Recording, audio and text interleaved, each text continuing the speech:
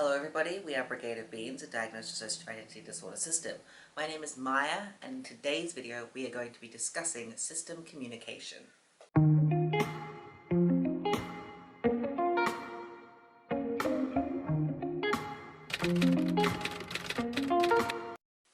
System communication is often presented as having two different types, that is internal communication and external communication. Like with a lot of things, we feel that this misses huge elements of what it is actually like living with DID, and we instead plot system communication on two different axes points. One of those axes is internal versus external, and the other is intentional versus unintentional. System communication is a very, very wide range of experiences. There is too many different forms of system communication for me to try and list. However, I'm going to do my best to share many different types of system communication in hopes of giving you an overview, but in essence it is anything that is informing you about your system. It can be direct communication between two alters, it can be a noticing of things, it can be observations, it can be external parties telling you things about your system. It is so varied and so complex, and sometimes very hard to articulate with external words, because a lot of these processes are things that happen internally and we don't really have language to explain. The first category of system communication that we want to talk about is internal and intentional. So the big one for us when it comes to internal and intentional communication is simply tuning in and noticing what is going on within the internal world and within the body. This might be very brief, where you know that you are going into a stressful environment, or you've just come out of a stressful environment, so you reflect back inwards and try and check in and see how the body is feeling, whether or not you can sense the presence of other alters around, and you don't necessarily do anything with that information. You are simply trying to observe it and know if it is there, or should I say notice if people are there or if specific emotions are there. This can also be a longer process where you spend an entire day checking in regularly, noticing regularly to see what specific things throughout your day bring up certain alters, certain memories, certain bodily sensations, certain emotions. And I wouldn't recommend doing this every single day of your life, because that is exhausting. It would mean that you're not really living your life. But it can be a process that is very helpful in trying to identify triggers, identify what causes switching, and just sort of mapping out how the external world influences your internal dynamics and your internal makeup. Something that can flow on very nicely from noticing is asking inside.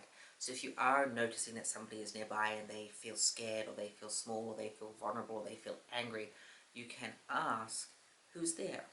How can I help you? What has made you feel this way? Has a specific event made you feel this way? Is there something that we can do that would help you feel better? Would you like me to leave you alone?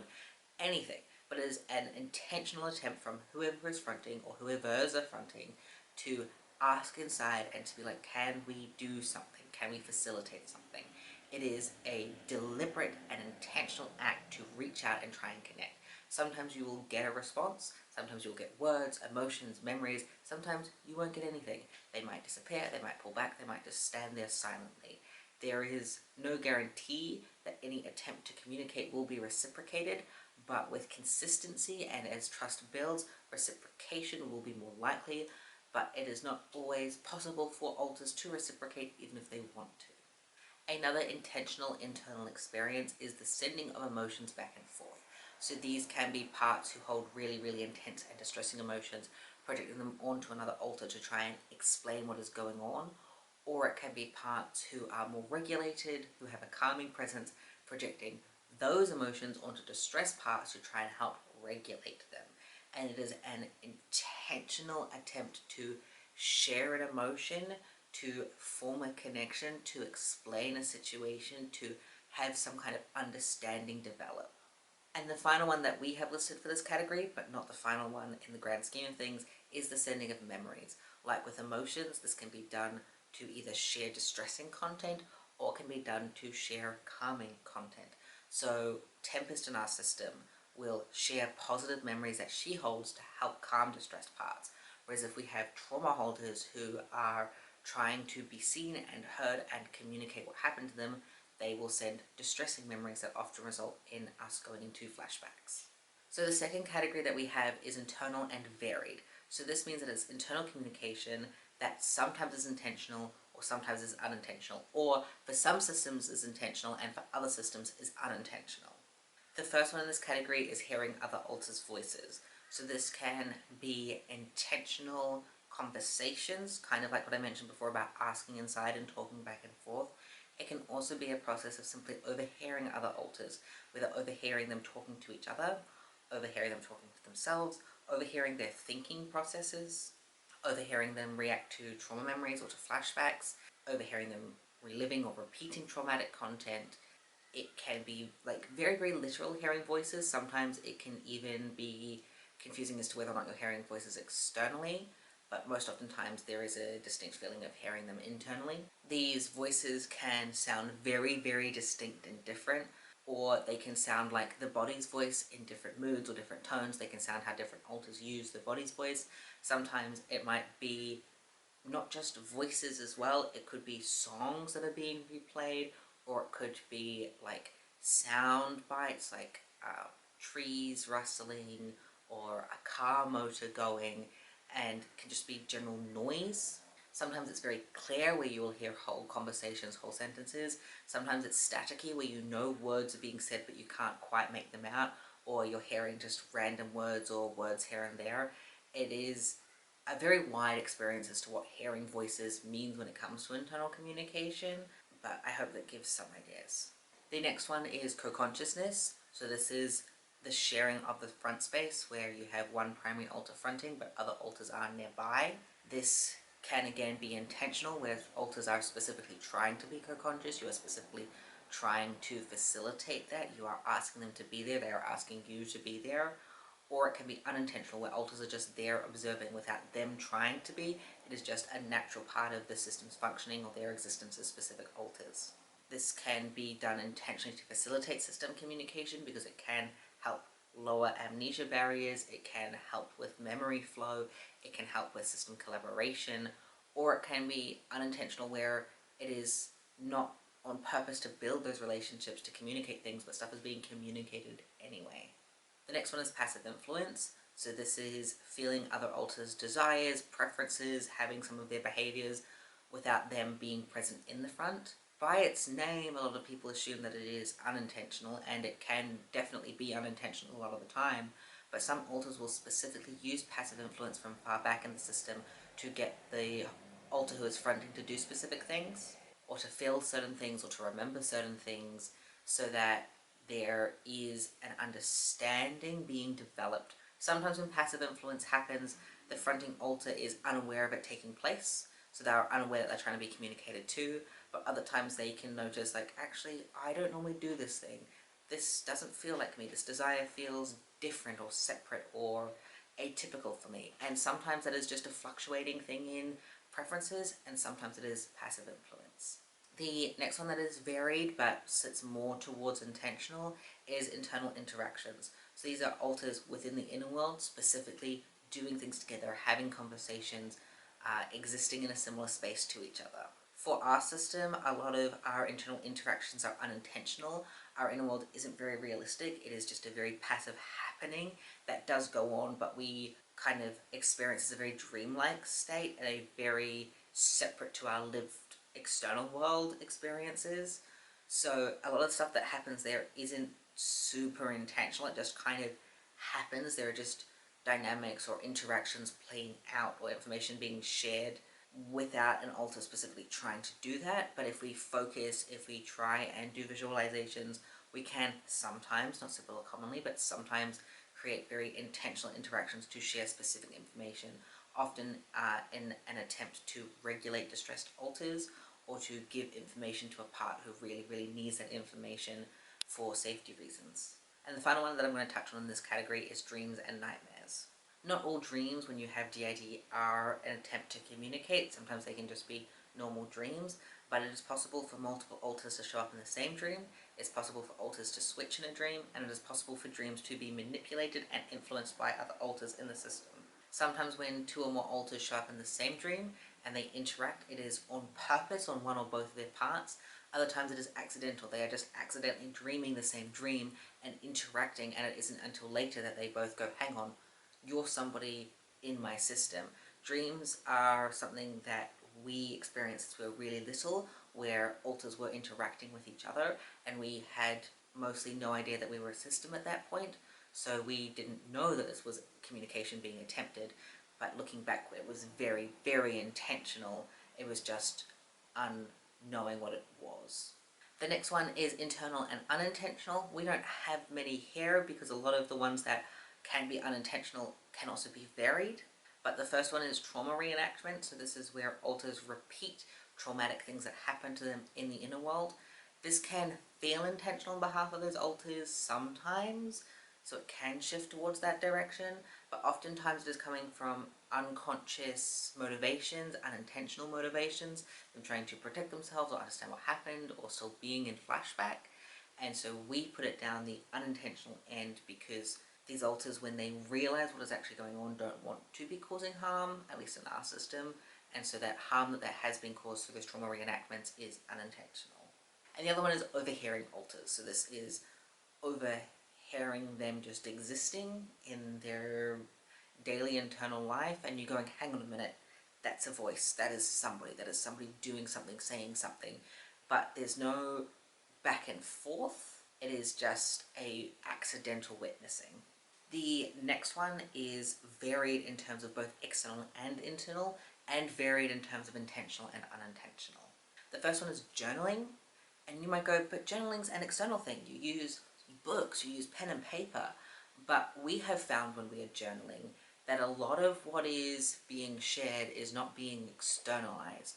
It is the emotions that come up, it is the images that we see, it's the flashbacks we sometimes end up having, it is the bodily sensations, it is the noticing of other alters being present, and that isn't necessarily actually being externalized into the journals, into the video diaries, but it is what is being brought up through the process of journaling.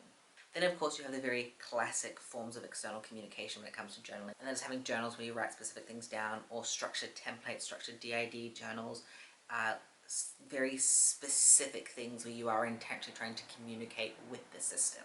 But journaling can also be an unintentional form of communication. It's very common for systems to reflect back on their journals before system discovery and notice different handwriting, notice different perceptions of the similar events, notice different memories being shared, and see evidence of alters communicating externally without an awareness of each other or an awareness to do so.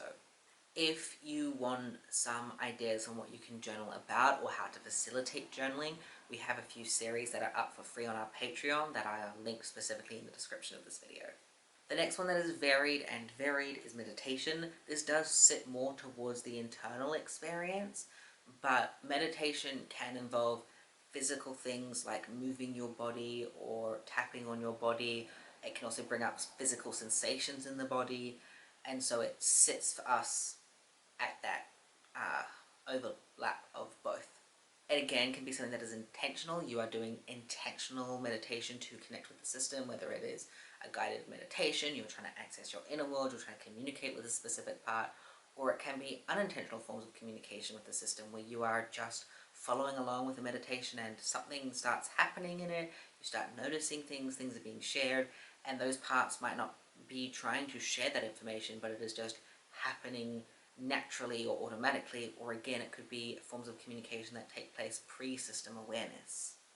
And the final category in varied is sharing flashbacks. So flashbacks can be shared unintentionally, where an alter is having a flashback either in the back of the headspace and that flashback bleeds through to other alters in the headspace or in the fronting space. Or you can have an alter in front and they are having a flashback, and any other alters near front also experience that flashback, or that flashback impacts other alters further back in the system, or even inner world dynamics like making it rain, making it go dark, making certain sounds play.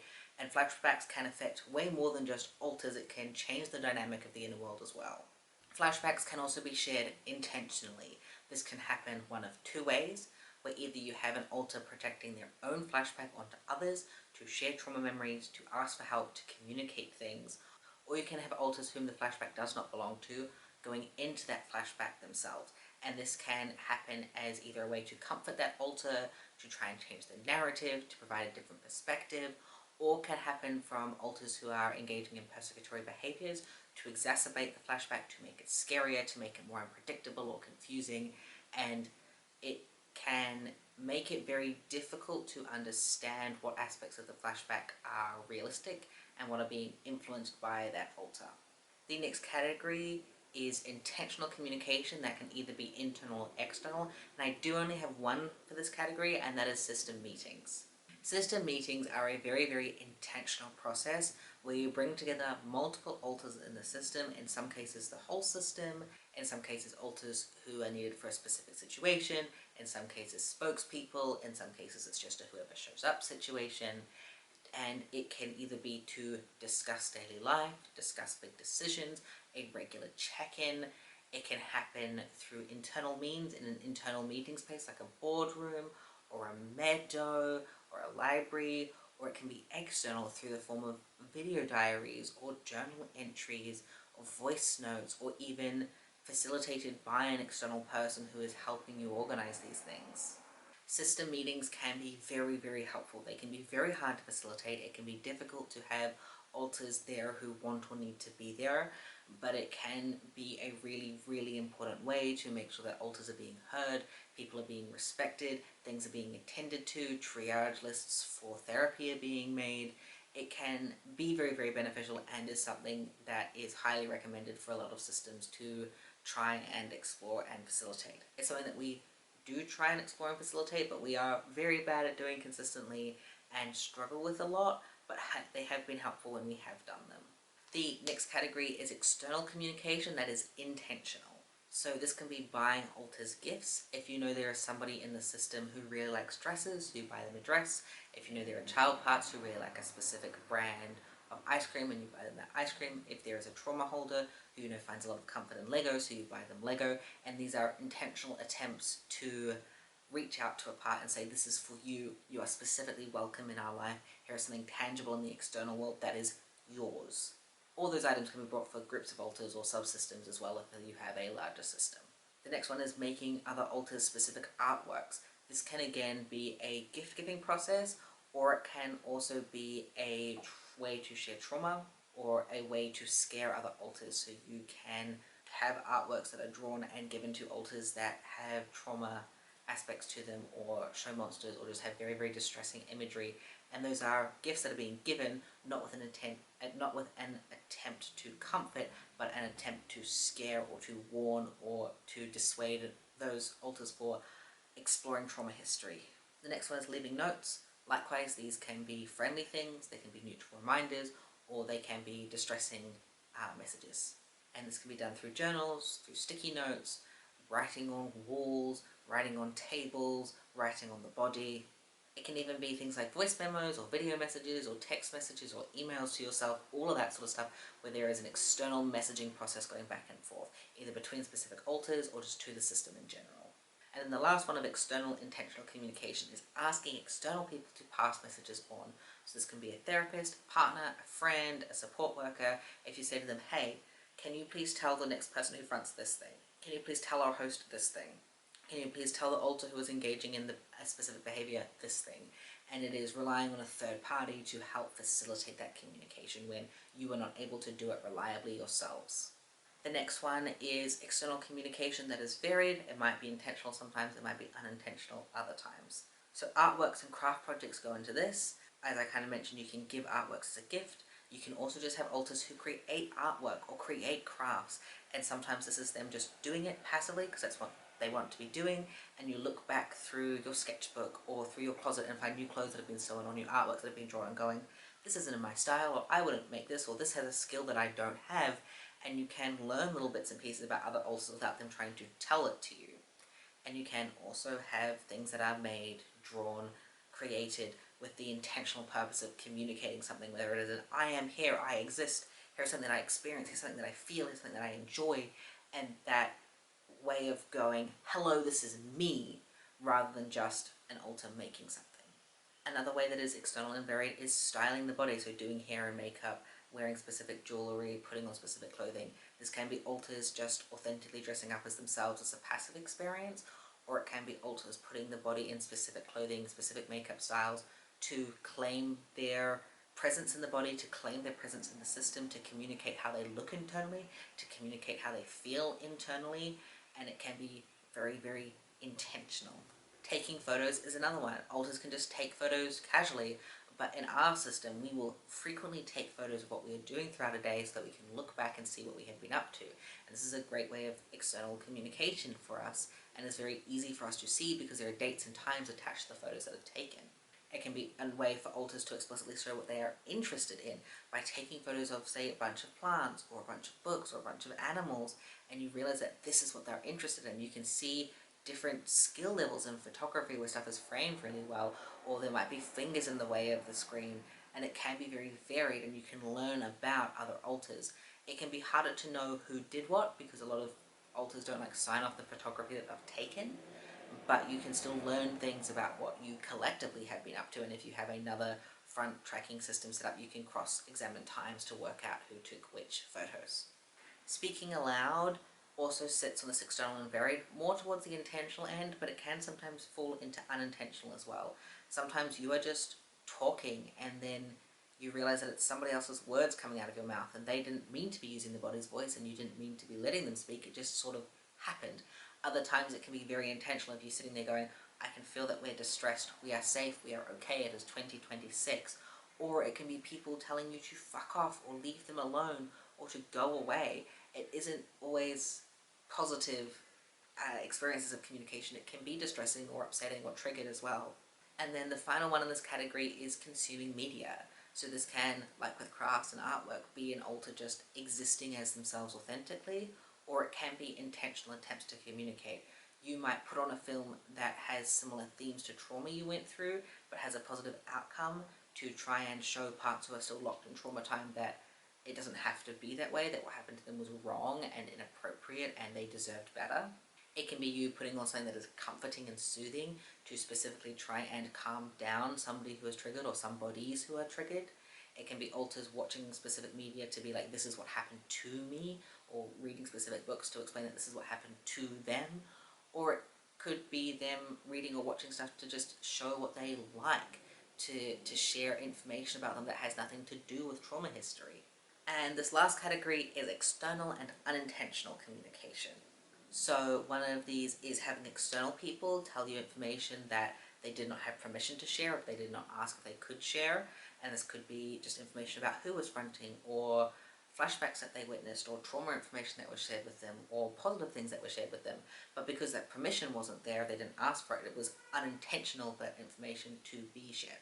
Another one is finding items that other alters have purchased and they haven't purchased with the intent to share, they haven't purchased with the intent to communicate, they've just brought them, and then you stumble across them and be like, when did we buy orange juice? When did we buy these new shoes? When did we buy this new Lego set? And you're like, hang on a minute, what's going on? This is somebody else has been here, and you like try and check in and nobody says that it was them, whether because they didn't hear you or they don't want to, and so there's no actual intentional like messages being portrayed. It's just a discovery of something that you didn't know about. Also, when I refer to as you in this, I'm just referring to whoever is fronting, be that a host, a protector, a persecutor, an infrequent fronter, somebody who is a gatekeeper. Like, it's just anyone who is currently in the body and is being communicated with, not as in a you, as in a real one. I realize that that could come across that way, and that's not what I intend at all. Okay, and this final one is kind of vague, but it is alters who have unintentionally left evidence of their existence. There are some alters who try to be really stealthy, who don't want to be noticed and who don't want to be known about, but they can still accidentally leave evidence that they were there, and finding that evidence is communication, although unintentional. And it can be things like missing time, goes into those finding items, could be different artworks, could just be the house has been rearranged, or you're in a different location and it's going, hang on, there's something missing here, we've lost something here, and you gain an awareness of somebody else, and that awareness is a communication. I am starting to dissociate, but that's okay because I've finished my list. There is now a graphic on the screen for you all to see where we have plotted all of these different things. There's a lot of overlap, so it's that's probably a bit confusing to look at. But thank you all so much for watching. I hope that you enjoyed it. I hope you learned something about system communication. If you are comfortable and want to, please share some things about how your system communicates in the comments, or your experiences with system communication. Do you experience more internal or external communication? Is it more intentional or unintentional? Are there any things that we completely missed? There probably definitely are, that you think are important to point out for other people who are reading the comments. As always, thank you for watching, and we'll see you in the next one. Goodbye.